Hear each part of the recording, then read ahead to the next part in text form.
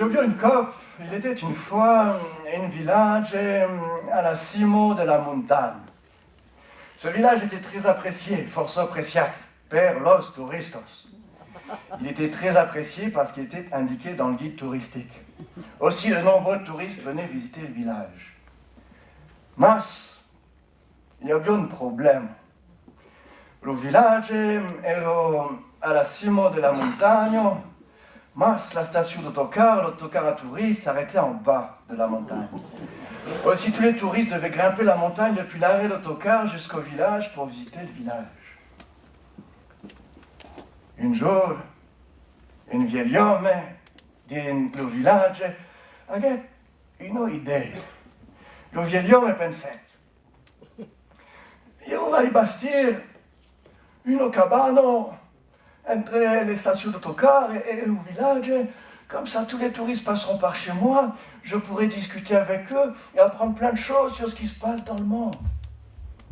C'est ce qu'il a fait. Il a construit sa petite cabane. Un premier touriste est arrivé.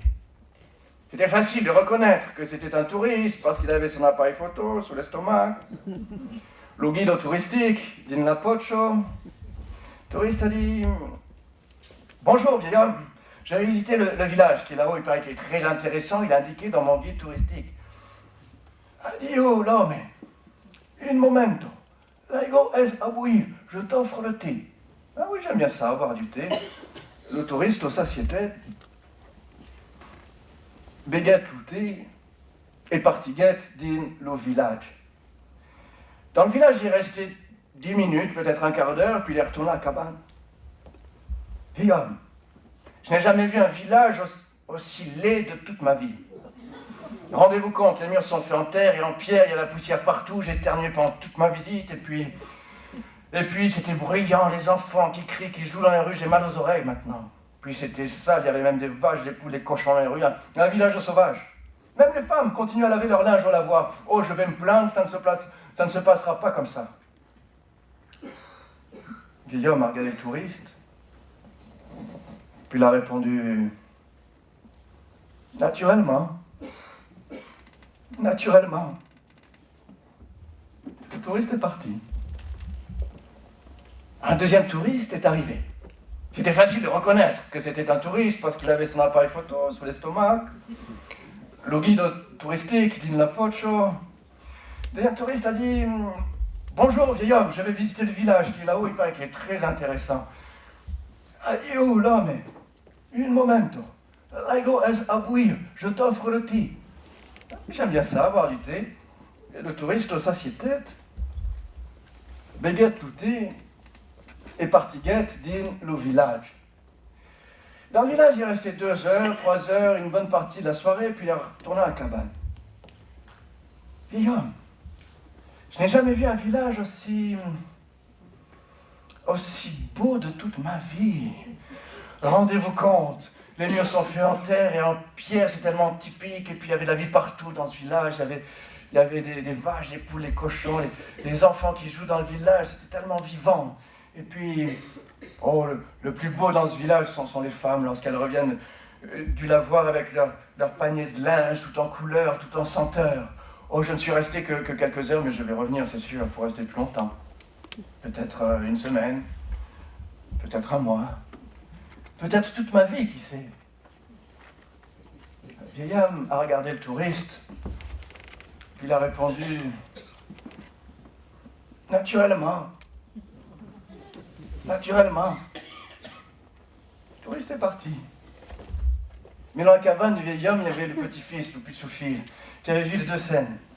Alors Pichou a demandé à son grand-père, il a dit: papé, comprenne d'y passe. Aujourd'hui, 2 hommes sont venus dans la cabane, ils t'ont décrit le village de 2 façons complètement différentes, et toi, papé, tu leur as répondu la même cause. Papé, comprenne d'y passe.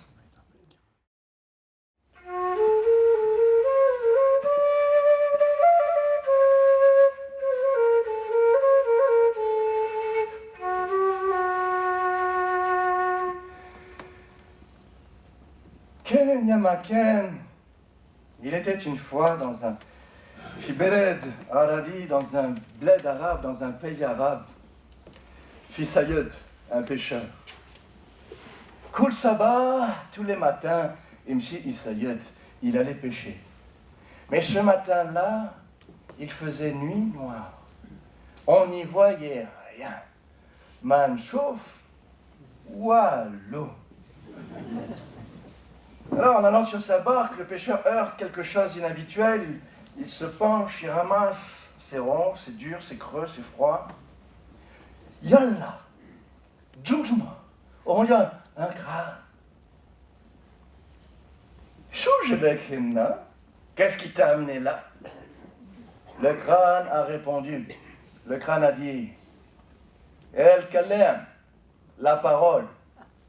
Allahu Akbar. Djumjuma tet Kalem. Au grand Dieu, un crâne qui parle. Mais ça, c'est pas une histoire pour un petit pêcheur comme moi. C'est une histoire pour le sultan. Il faut que j'aille raconter ça au palais. Le pêcheur est allé au palais du sultan. El Sayed, Imshi, Kassel, El Sultan.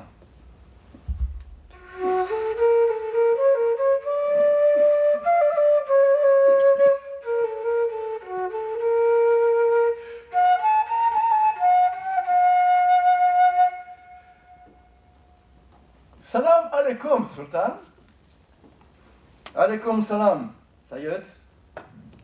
Sultan, shift, Djumjuma tet kalem. Et j'ai vu un crâne qui part.